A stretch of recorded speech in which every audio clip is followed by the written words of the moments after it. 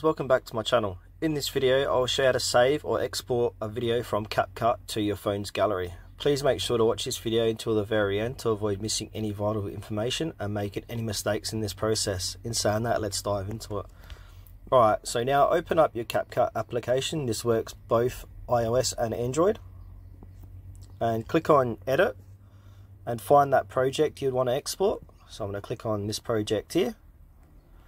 And to export it, you'll see a download button on the top right hand corner of your screen. Just click onto that and it will come up to this screen which says exporting. Please don't close CapCut or lock your screen, otherwise that will make your video not download properly and cause errors.